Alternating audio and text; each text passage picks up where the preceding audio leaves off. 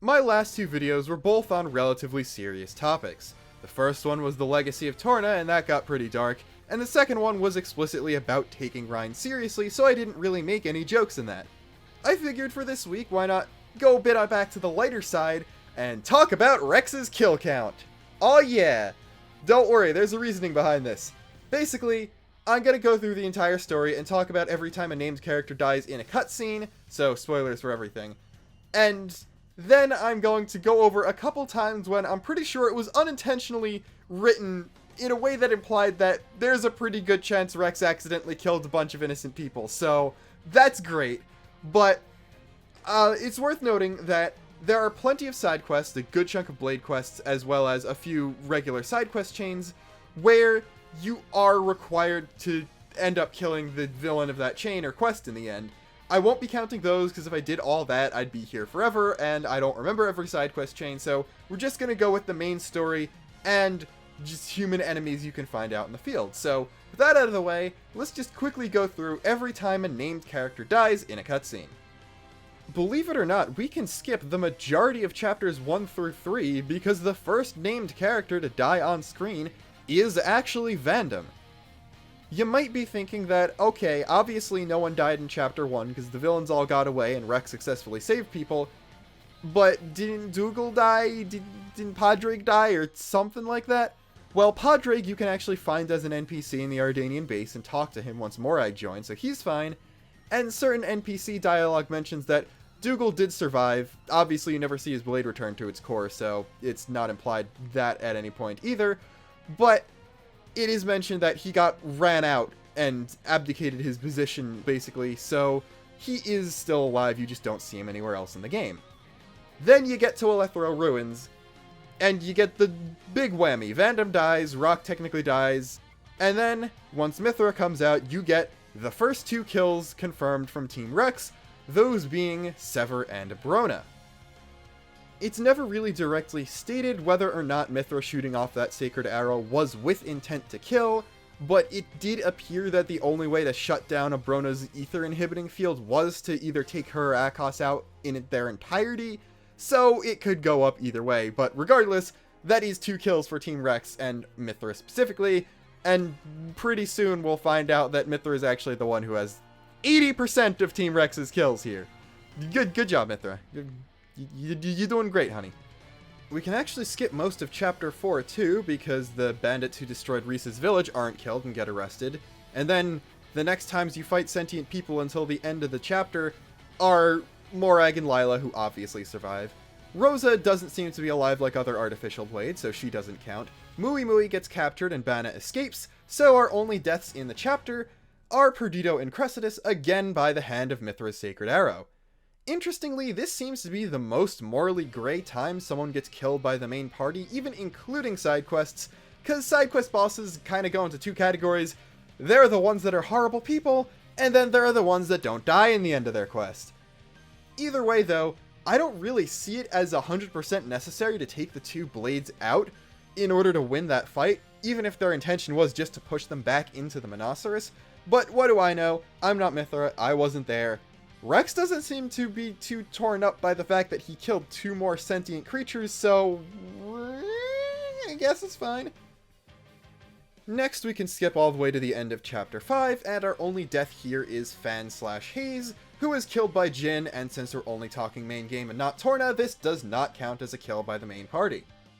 In Chapter 6, Niall and Aegeon are technically both killed by an explosion from Banna, but they both come back, so whether or not you want to count that doesn't really matter, and we can skip really far from this, because if you think about it, no one dies in the end of Chapter 6, Rex gets beaten up but he survives, no one at all dies in Chapter 7, seeing how Pyra and Mythra both come back after getting their memories stolen, Malos gets a slight death fake out, and Nia obviously attacked him with the killing intent, but he is still alive, so it doesn't count. Everyone survives the clash at the end, miraculously. No one at all dies throughout all of the land of Moritha. And the climb up the world tree is actually fairly safe for everyone involved until Amalthus shows up and starts doing his thing. Our next death doesn't actually come until midway through Chapter 9, that being Mikhail's sacrificial gambit against the Indoline Titan. After that, the battle against Amalthus is the next really big bloodbath, because he takes out both Akos and Patroka before anyone can do anything, and then Jin has to sacrifice himself in order to take Amalthus out. Now, the party did fight both Jin and Amalthus prior to their deaths, but they were not the cause of either of them. Jin's final attack took out Amalthus, and also happened to use up the last of the energy he had and completely destabilized his body, so he died too. The damage the party gave him in the last two fights did contribute to that fact, but they were not the ones to land the killing blow, so he still does not count. Into the final chapter, we've got only one death, and I'm pretty sure you can guess who it is, because there's really only one antagonist left. You could argue that Numa does count as dying at the end, but Pyra and Mythra are both alive, so choose that however you so choose, but that's the self-sacrifice, so that obviously doesn't count as the party killing her. Although, obviously, Malos does die by their hand, that bringing the total of deaths to 5, all of whom are Blades, all of whom are members of Torna, and only one of which wasn't done by Mythra, but Numa is also kind of Mythra, so they kind of were all Mythra. So good job, Mythra, you killed a lot of people. And yeah, the Mythra deaths probably don't stop with just those 5 people, cause now we can start talking about NPCs. Cause there are plenty of times when you can fight human characters, and you could beat them up, but it's not really specifically mentioned whether or not they die. I'd argue unique monster humans that you take out and when they leave a tombstone is more of a gameplay thing, so let's just start talking about the different kinds of humans that there are. A lot of them are just going to be enemy drivers, and the implication is that, since the driver of the Aegis is wanted by multiple nations throughout the story, those are mercenaries or just other drivers in general who are trying to pick a fight with you in order to try to get the bounty on everyone's head. Now, while the wanted posters in Gormat do remain even after you ally with Morardain, you can still choose to pick fights with any of these drivers, and while whether or not you actually kill them when you defeat them is totally up for grabs, it's still kind of funny that you could just choose to beat up on that one level 7 or 8 guy in Gormat if you so choose. It's worth noting that enemy drivers do have a pretty high chance of dropping core crystals, which might imply that that's the crystal of their blade, so they did actually die, but also, your party is almost certainly precedent for drivers carrying around plenty of unopened core crystals with them, so that still doesn't really prove anything. 2 of the other very big enemy factions you can take on are Brionac and Lindworm, those being 2 different, albeit very connected, anti-Morardain imperialist factions. So those guys are trying to kill the Morardain people, and yeah, once you have Morag, you're kinda justified in hunting them down and taking them all out, and again, it's never really explicitly mentioned whether or not they die outside of certain side quests, so whatever, but at the same time, you can go to the Brionac occupied zone in Morardain before Morag joins. You'll be way underleveled for it, but you can do it. If you grind, you can kill them. So, I guess you could just do that. I mean, you're kind of justified in trying to kill the terrorists, because, like, Torna are also terrorists, and you're fighting them no problem, and you kill 5 of them no problem. But it's just kind of funny to me that you can choose to go out of your way, kill some other people that you're not involved with at all, before you have an actual justification for hunting them down. But then, we get to the actual Ardanian soldiers, and yes, I didn't forget them. They're the biggest, most important part of this video. Up until Morag joins, you can pick fights and beat up as many Ardanian soldiers as you so choose, just like with the other unaffiliated drivers, but I am most interested in the 2 times in the main story when you're required to go through a gauntlet containing a bunch of rank-and-file Ardanian troops, as well as a few of their trained dogs and a few of their drivers. You might be wondering why I'm not also including the gauntlet in Tantal, and the reason is context.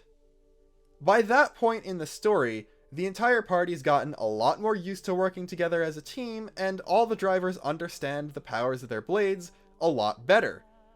Additionally, you don't have access to Pyra or Mythra at the time, And Pyra and Mythra are actually the reasons why I'm pretty sure Rex accidentally killed a few people during the Ardanian gauntlets. Now, I don't have a save file at either of these 2 points in the story, so you're just gonna have to deal with me running around the area, but the first time you run into the Ardanians is, of course, in Gormott in Chapter 2. In the Padraig Brigid fight, you can clearly see that all the soldiers survive, because you only got 2 soldiers there, and they're all fine at the end of that. But what I'm more interested in is the Titan battleship, because it's here where we get confirmation that Pyra isn't very good at controlling her fire powers yet, and that does actually make sense, because timeline-wise, since she was created, she's only actually been awake for like a month or so? I don't know. It's not really explained exactly how long it took from Pyra being created to Adam sealing her away, but she's very new to Rex. Rex is a new driver. She doesn't have much battle experience. You literally get a cutscene of her almost damaging Dromark trying to melt a door, so... Well, if you're around the level to get spotted by the enemies in the battleship, you're going to probably have to fight off at least a couple of them, and in-universe, if Pyra's not good at controlling her power, and Rex is very inexperienced, because, of course, he doesn't get the talking to from Vandam about how he keeps overexerting her, you're probably gonna slip up and accidentally kill someone. Like, yeah... Actually, no. I was about to say, oh wait, they've got Nia there, so she could possibly heal them and keep that from happening. But no, they're rescuing Nia at the time, so they don't even have a healer to save the people Rex might accidentally mortally wound. So, good job. You might have killed a bunch of Ardanian soldiers there, and this is actually the only time where it's not Mythra's fault, because next time you fight the Ardanians is in Chapter 4, when you're sneaking around the rooftops of Albacabanic at night, trying to find Lila. This is important because this is the time in Chapter 4 when Mythra is the only form of the Aegis you have access to, because she wants to get better at working with Rex. And again, the not working well with your driver thing comes into play, because unlike Pyra, who's just inexperienced and fighting with an inexperienced driver, Mythra is someone who is experienced, but hates the fact that she's stuck with the driver she's stuck with at this point in time. Also, while Pyra's problem was that she wasn't overly powerful, she just didn't know how to control it and might accidentally hurt someone that way, Mythra's problem is that she is too powerful. Even without Siren, I don't know how much holding back it would take for her to not kill someone. So, in this segment of the game, probably in universe, a bunch of people go down there too. If you used Sacred Arrow at any point, half of the city shouldn't even be there based on Siren attacks in Torna. So, I guess it's a good thing story and gameplay are not very integrated at that point. But, yeah. Good job, Rex. You just killed a bunch of people in the nation that you're trying to ally with in their capital right before you strike up a deal with one of the most powerful military officers. Basically, bad things have happened. And if you think about it realistically, Rex killed a lot more than just 5 people throughout the story of the game. So, that's basically all I had for this video. I didn't have a too in-depth topic, and I'm gonna be pretty busy the next few weeks, so I didn't want to do any huge or super in-depth thinking-wise video. I just wanted to do something kind of goofy, and this is what came out of it.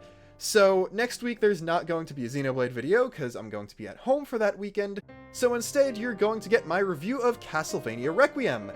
Beyond that, I'm not really sure what I'm going to do. Monado Mondays are still going to happen on Monday, as well as the Monday after, because I'm going to be back at school. And hopefully I'll have finished Monado Mondays by the next weekend, because if that is true, I'll finally be able to start making videos about the ending of Xenoblade Chronicles 1, so look forward to that. And as always, until next time, this is Luxin, signing off.